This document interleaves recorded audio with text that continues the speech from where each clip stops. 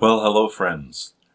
I've just returned from speaking at church this morning on January 27. Very auspicious day because today is the birthday of our son-in-law, the husband of our older daughter, Tanya. It's Rudy's birthday today. Happy birthday, Rudy. And today, January 27, is Holocaust Remembrance Day. It was 76 years ago today that the Allied soldiers were able to liberate, I guess was the word they used, the Auschwitz camp and in the whole area in Poland where so many of our Jewish friends were terminated and lost to their families and their communities. And so we remember so we don't forget what can happen when totalitarianism is in control of a nation and an area. Today I want to tell you the story of another dear Chinese lady friend, Auntie Mabel. Now people ask me, why do you tell so many stories about women rather than men? And it's not a preference, it's just the availability of stories. It's like Corrie ten Boom, a dear Dutch lady from World War II era who hid Jewish people in her home. It was called The Hiding Place. There's a book about her story and a movie simply called The Hiding Place, highly recommended. And she and her sister and father were ultimately arrested for hiding Jewish people in their homes during World War II by the German soldiers and put in camps. Her sister and father died in the prisons. She survived and then traveled the world writing books and speaking to people about her experiences. And she said many things, but the one that I remember the most is, when God has a task to be done, he calls a man. When he has a difficult task to be done, he calls a woman. And Mabel, again, is one of these women, like Auntie Esther, who I told you about last Easter time, who is a person available for any difficult task. Mabel's grandfather was a Methodist pastor in China. Her uncle was a Methodist pastor. Her father was very involved in church life. So she grew up in a Christian community. She went to a Methodist girls' school in China in the 1930s when she learned English. And that was why she was always so available to those of us who were Westerners visiting China. She was fluent in English.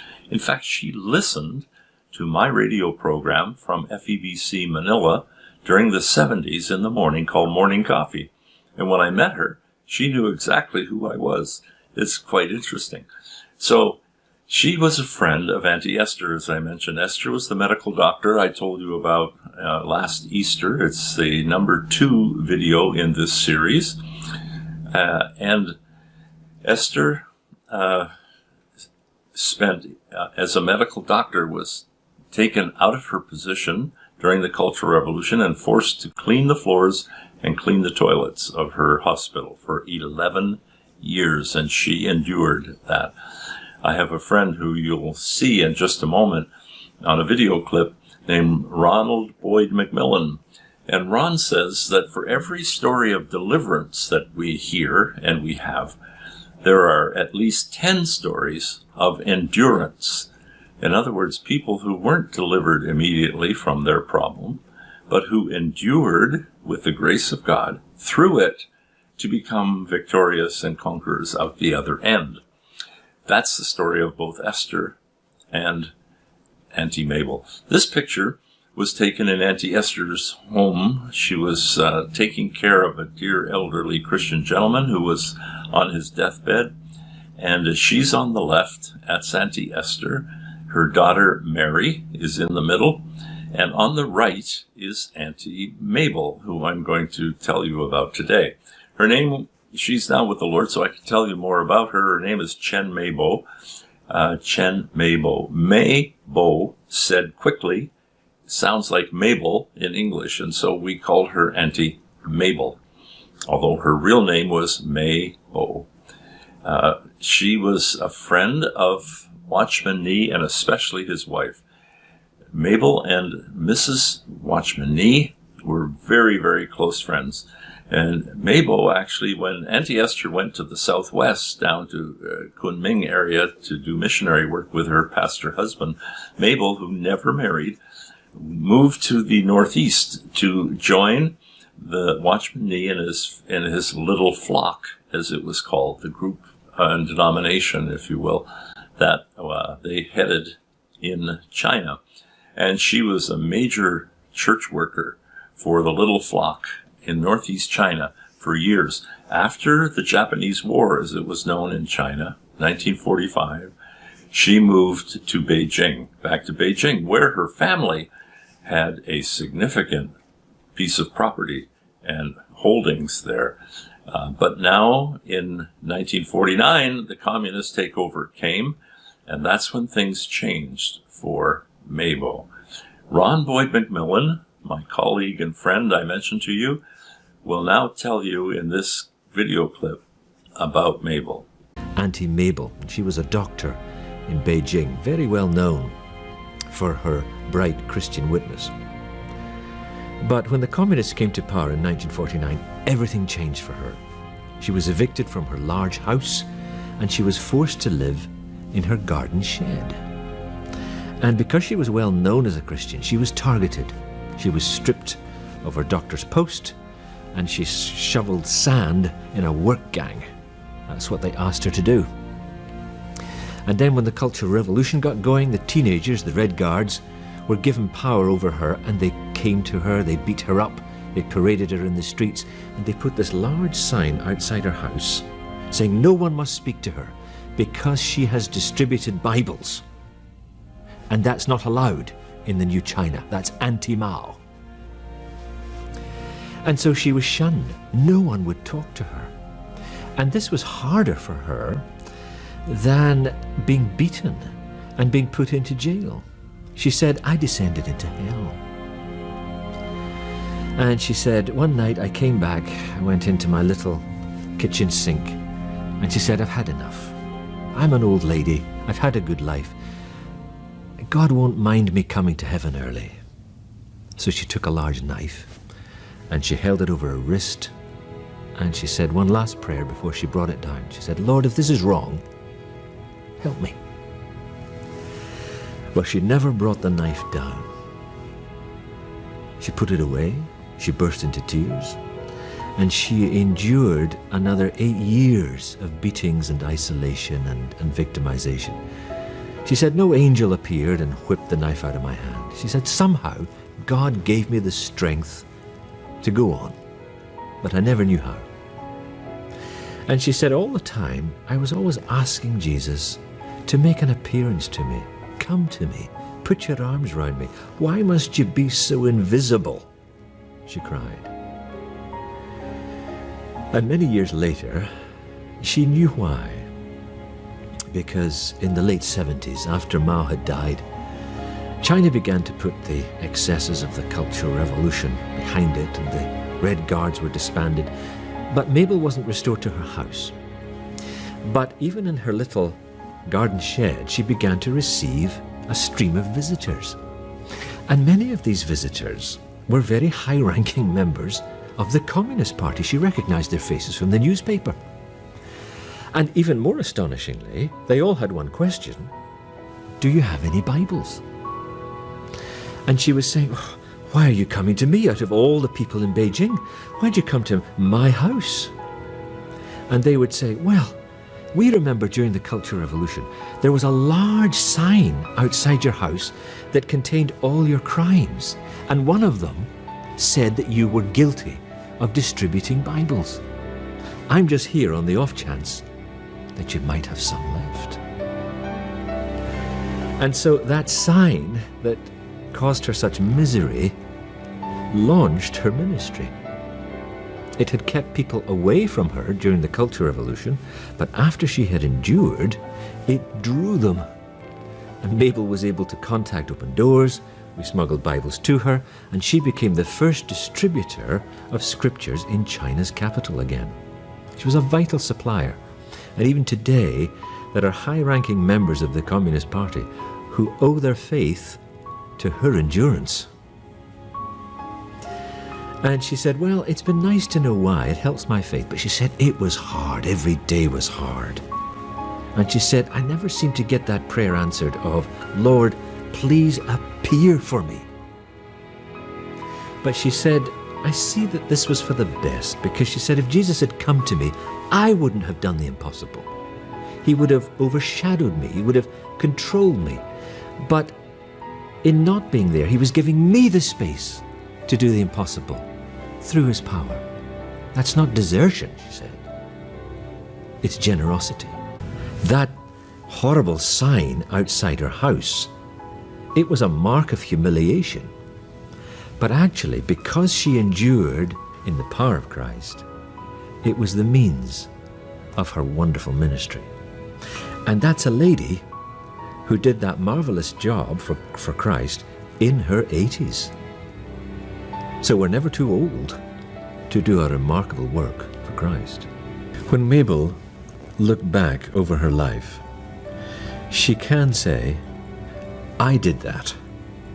I endured with Christ's help and brought Bibles to Beijing. Mabel thought that terrible notice board was the end of her, and it was in a sense, but only so that God could make another beginning through her. Ron says, for every deliverance story, there are at least 10 endurance stories, and Mabel is one of them. Right after a mission trip to Tibet in China, Jim Cunningham, my colleague and friend, and I were told that Auntie Mabel had been there and planted churches there and would love to hear about our trip and experience up in Tibet, in the highest altitude that people live in the world in southern China. So we decided we would try and locate her. Auntie Esther gave us her contact telephone number, and I phoned Auntie Mabel, and I said, we would love to tell you about our trip to Tibet. Can we meet you somewhere? She said, oh, yes. She says, I live very close to the new McDonald's that's in Beijing, and I love cheeseburgers and chocolate milkshakes, and I'll meet you there. So I said to Jim, man, we can't go wrong with this. A doctor who loves cheeseburgers and chocolate milkshakes.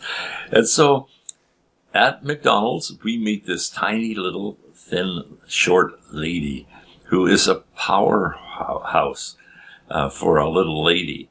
And she was amazing to talk to.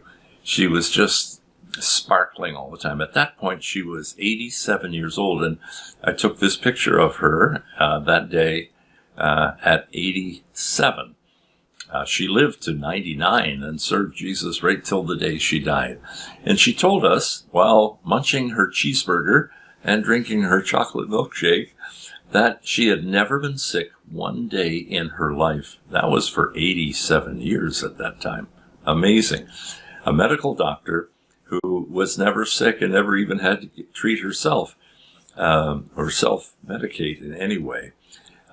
And she was most interested in Tibet. She said, Tibet is the darkest place in China, and nobody's going there to tell these people about Jesus. So since nobody else was going there, I went. And so when she was 85 years old, she went to Tibet and spent 2 years up in that high altitude where she often fainted from the thin air, had nosebleeds. It's not an easy place to live. Not a comfortable place for people, especially who grew up down in the mainland. She, however, planted 2 house churches in Lhasa, the capital of Tibet, in her time there.